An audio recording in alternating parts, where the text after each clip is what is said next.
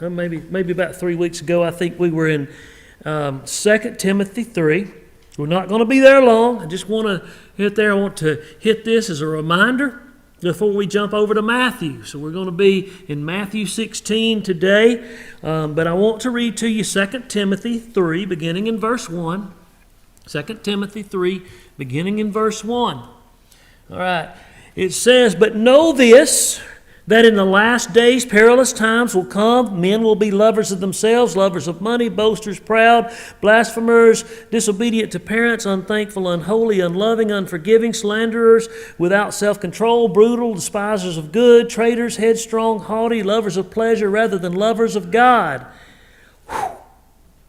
Having a form of godliness, but denying its power.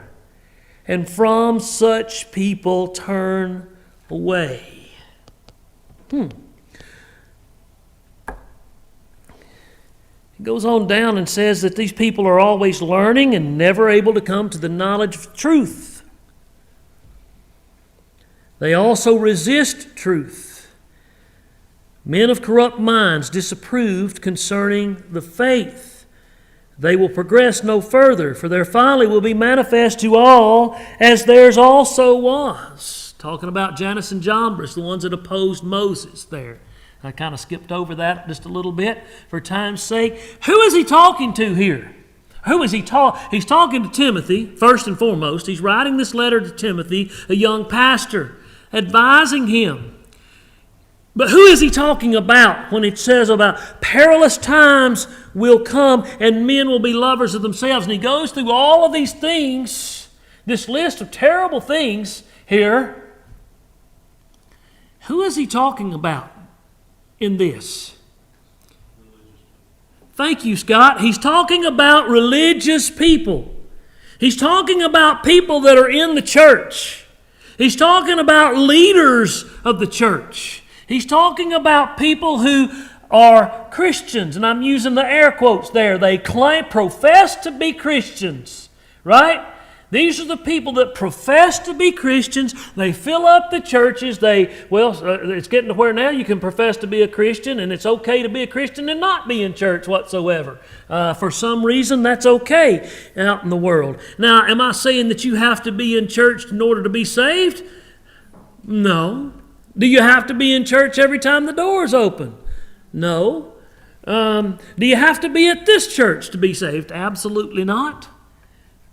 But I will say to you that I never wanted to go to church for the right reason. Growing up, I went to church, Samuel, because I was made to.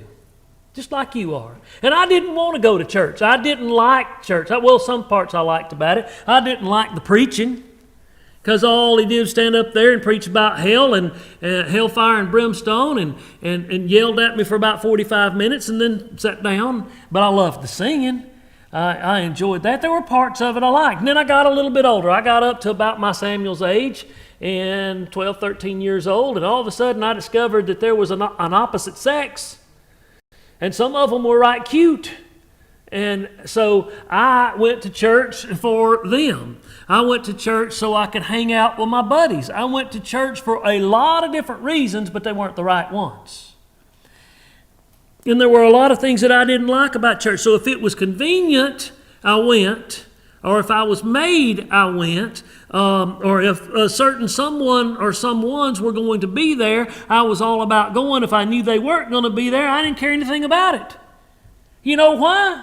Because I was lost. Because I did not love Jesus. And I didn't know He loved me. I was lost. And then one day, He touched me. He touched me. He touched me. And oh, the joy that flooded my soul. Something happened. And now I know. Now I know. As He touched me and He